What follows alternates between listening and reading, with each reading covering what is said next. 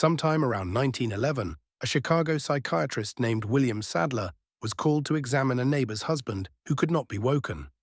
The man breathed strangely, and when he finally spoke, the voice did not sound like his own. Sadler was a trained skeptic who had spent years exposing fraudulent psychics. He decided this case was different, and he kept coming back night after night for years. Sadler was no credulous mystic. He had studied under Freud in Europe and published a book cataloguing the tricks of mediums and psychics. Yet here was something he could not dismiss. The sleeping man claimed, through whatever voice spoke from him, to be in contact with celestial beings from beyond our world.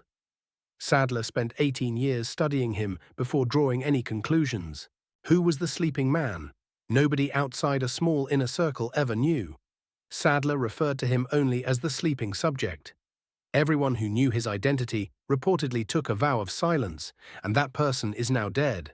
The leading theory, put forward by skeptic and author Martin Gardner, is that the man was Wilfred Kellogg, Sadler's own brother-in-law, and that the cosmic revelations came entirely from Kellogg's subconscious mind.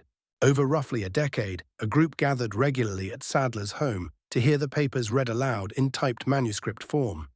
Attendees could submit written questions, and the sleeping subject's next session would answer them. By 1935, they had 196 separate papers. In 1955, the whole collection was published as a single enormous blue hardback of 2,097 pages, with no human author named anywhere on the cover. Open it, and the strangeness is immediate.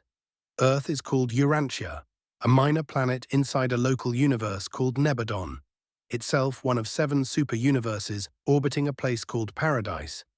Jesus is identified as Michael of Nebadon, a creator son, one of thousands. The book provides a full account of the Lucifer rebellion, in which a rogue system sovereign plunged our planet into spiritual quarantine.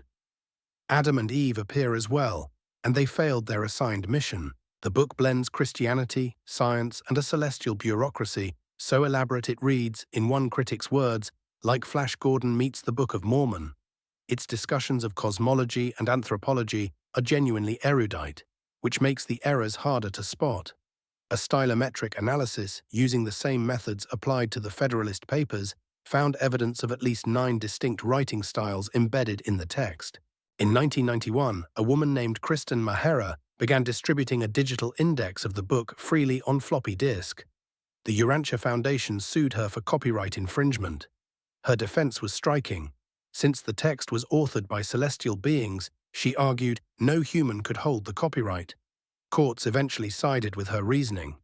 A federal appeals court ruled the book had entered the public domain because the sleeping subject, the legal human author, died before the copyright was renewed. The Urantia movement today has active study groups in 63 countries.